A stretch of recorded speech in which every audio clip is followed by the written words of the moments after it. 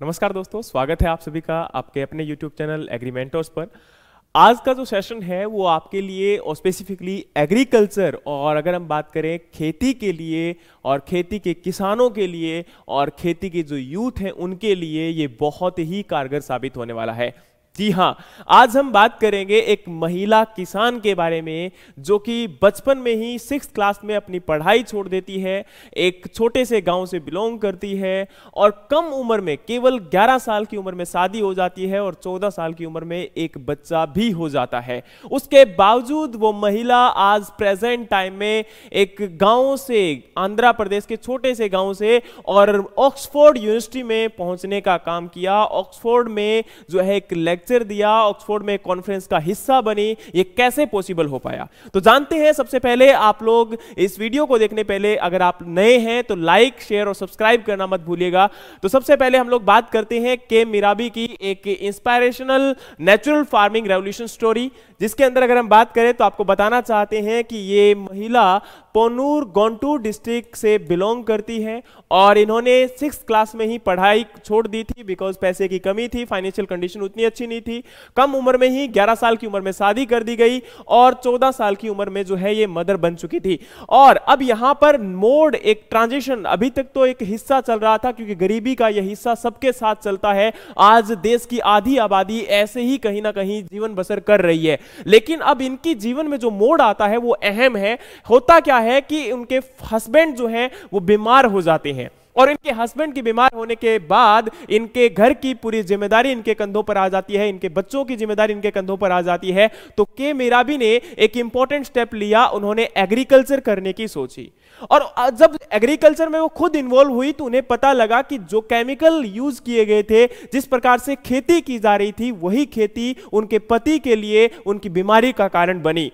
तो अब क्या होता है कि उन्होंने 2009 के अंदर आपका केमिकल के बिना खेती करने की सोची 1 एकड़ में और 2012 के अंदर वो सक्सेसफुल रही 1 एकड़ को बिना केमिकल के यानी कि नेचुरल फार्मिंग के साथ आपका क्रॉप को ग्रो कर पाने में।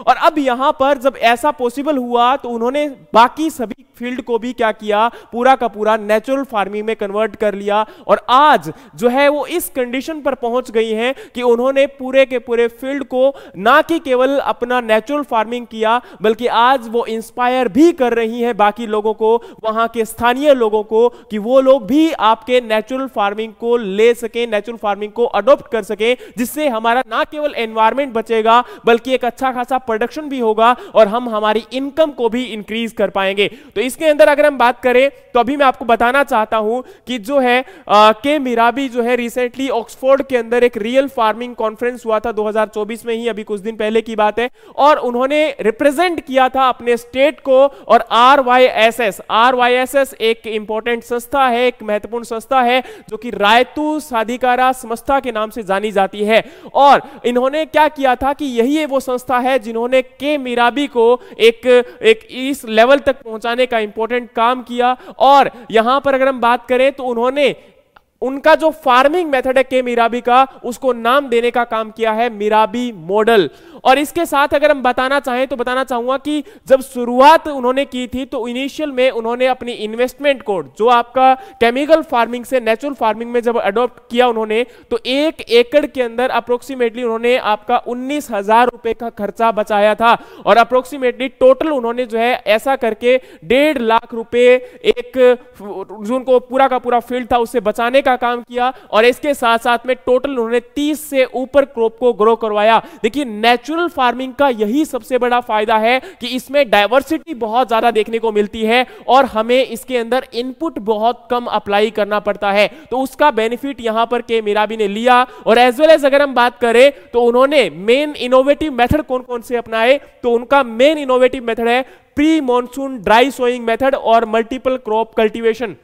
देखिए, अगर हम बात करें यहां पर प्री मॉनसून ड्राई सोइंग का, तो इसका मतलब क्या होता है? इसका मतलब यह होता है कि मॉनसून के बिना, यानी कि जहां पर मॉनसून नहीं होती है या मॉनसून के पहले का टाइम होता है, जिन कंडीशंस में पानी की अवेलेबिलिटी कम है, तो उन एरिया के अंदर खेती करना। वहां पर ये लोग क्या करते हैं कि सीड को, खासकर डिबलिंग मेथड के द्वारा आपका सीड को सॉइल के अंदर लगा दिया जाता है और उसके बाद उसके ऊपर एक मल्चिंग यानी कि एक लेयर वहां पर आपका मल्च की लगाई जाती है, जिसके अंदर हो सकता है कि कोई राइस का रेजिड्यू हो, कोई और क्रॉप का रेजिड्यू हो, और उस रेजिड्यू को पूरा का पूरा फील्ड के ऊपर कवर कर दिया जाता है। और यही रेजिड्यू अहम रोल प्ले करता है। ये रेजिड्यू क्या करता है कि जो आपका मॉर्निंग में ड्यू या मिस्ट आपकी आती है, जो आपका मॉइस्चर एनवायरनमेंट में होता है, वो कंडेंस होकर सॉइल के अर्थ पर आता है, उसी मॉइस्चर को कंजर्व करके ये आपकी सॉइल में प्रोवाइड करवाएगा और सॉइल से सीड आपका जर्मिनेट करेगा और वही मॉइस्चर यहां पर एब्जॉर्ब करके आपका प्लांट ग्रो करेगा। लेकिन इसके साथ में अगर वहां पर पानी की ज्यादा कमी है तो जो आपके अवेलेबल सोर्सेस है वाटर के, इरिगेशन के, उनको भी यूज किया जा सकता है।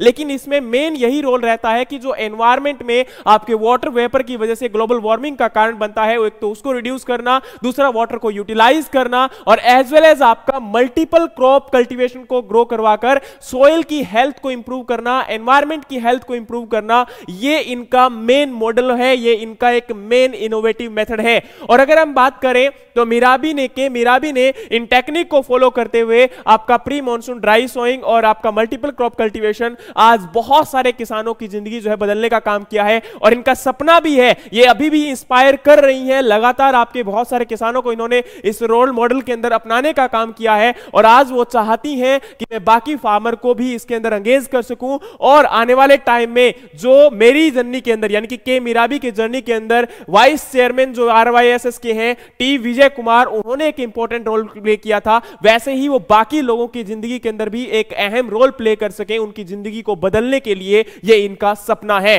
तो यहां पर देखिए, कहते हैं ना कि किसी का सपना होता है, किसी का जुनून होता है, तो डेफिनेटली उस जुनून से बहुत कुछ पाया जा सकता है। तो कभी सोचा नहीं होगा कि एक अनपढ़ यानी कि अप्रोक्सीमेटली 6ठी पास औरत जो है वो आपका ऑक्सफोर्ड की यूनिवर्सिटी में पहुंचकर वहां पर कॉन्फ्रेंस के अंदर एक आपका इंपॉर्टेंट भाषण का हिस्सा बनेगी। लेकिन उन्होंने ऐसा कर दिखाया, बिकॉज उनका सपना था, उनका जुनून था, उनका पैशन था। तो क्या कुछ नहीं किया जा सकता? जहां कहा जाता है कि एग्रीकल्चर में कुछ नहीं हो सकता, एग्रीकल्चर में कुछ बचाया नहीं जा सकता, एग्रीकल्चर में कुछ कमाया नहीं जा सकता, तो उनसे इनसे सीख लेने की आवश्यकता है कि एग्रीकल्चर हमारे लिए एक बहुत बड़ा, कहते हैं ना कि एग्रीकल्चर से उत्तम कुछ भी नहीं है। एग्रीकल्चर सबसे उत्तम माना गया है। सभी व्यवसायों की बात करें, सभी आपकी नौकरी की बात करें, लेकिन सबसे उत्तम एग्रीकल्चर को कंसीडर किया गया है। तो कहते हैं ना कि एग्रीकल्चर जहां से स्टार्ट होता है, कहते हैं ना कि आपका, जैसे जवाहरलाल नेहरू जी ने भी बोला था कि everything can bet but not agriculture. तो वही बात है कि एग्रीकल्चर एक ऐसी चीज है कि अगर हमने इसको अडॉप्ट कर लिया, इसको अगर सही कर लिया, तो हमारे देश की अर्थव्यवस्था भी सही हो सकती है। क्योंकि आज देश की 50% जनता कहीं ना कहीं डायरेक्ट और इनडायरेक्ट अगर हम बात करें तो एग्रीकल्चर पर ही डिपेंडेंट है। और हमारे देश के अंदर देखिए, कोरोना के टाइम पर भी आपको याद होगा कि सब बंद हो गया था, लेकिन एक सेक्टर की ग्रोथ हुई थी, दैट वाज एग्रीकल्चर, कृषि। तो आज भी इस कृषि को बढ़ाया जा सकता है, लेकिन इसमें कुछ इनोवेशन की रिक्वायरमेंट है। इसमें आपका अहम यह है कि डाइवर्सिफिकेशन की रिक्वायरमेंट है। हमें कुछ नई टेक्निक जो हमारी ट्रेडिशनली हमने खो दी है, उनको दोबारा अपनाने की आवश्यकता है। और आज भी हम एग्रीकल्चर को प्रॉफिटेबल बना सकते हैं। उम्मीद करता हूं कि के मिराबी की स्टोरी ना कि केवल आपके लिए एक इंपॉर्टेंट रोल प्ले करेगी, बल्कि आप भी इसके बारे में सोचेंगे और नेचुरल फार्मिंग जैसी प्रैक्टिसेस को अडॉप्ट करना चाहेंगे। बाकी नेचुरल फार्मिंग के बारे में बताना चाहता हूं कि नेचुरल फार्मिंग जो है वो आपका जापान से फार्मिंग आई है। जापान के अंदर मोसुनोबा जो फुकुओका है, उनके द्वारा, वही उनके फादर ऑफ नेचुरल फार्मिंग माने जाते हैं, तो उनके द्वारा ये टेक्निक आपकी लाई गई है। उन्होंने इस टेक्निक को सजेस्ट किया है और उसके बाद में ये बाकी देशों के अंदर जो है फैली है। लेकिन इसके अंदर मेन टारगेट यही होता है, इसके 4 प्रिंसिपल्स होते हैं। पहला, इसको कि लैंड को कल्टीवेट करना नहीं होता। दूसरा, आपको किसी प्रकार के भी ना तो टिलेज से, ना हर्बिसाइड से, ना किसी केमिकल से आपके वीड को रिमूव करना है। तीसरा, वो चाहते हैं कि किसी भी प्रकार का chemical fertiliser, farmyard manure, compost को फील्ड में ना अप्लाई किया जाए। और चौथा, मोस्ट इंपॉर्टेंट, कि किसी केमिकल से हम लोग ना तो पेस्टिसाइड को यूज करेंगे, ना इंसेक्टिसाइड को यूज करेंगे, ना फंगिसाइड को यूज करेंगे। और इन सब के बिना आपको एग्रीकल्चर करना है, बिना टिलेज के एग्रीकल्चर करना है, और इसके अंदर डाइवर्सिफिकेशन को प्रमोट करना है, नंबर ऑफ आपकी क्रॉप स्पीसीज को इंट्रोड्यूस करवाना है। यही नेचुरल फार्मिंग का हिस्सा है। उम्मीद करता हूं कि यह लेक्चर आपको पसंद आया होगा। अगर पसंद आया है तो लाइक और शेयर करना मत भूलिएगा। Thank you so much. Have a great day. जय हिंद, जय भारत।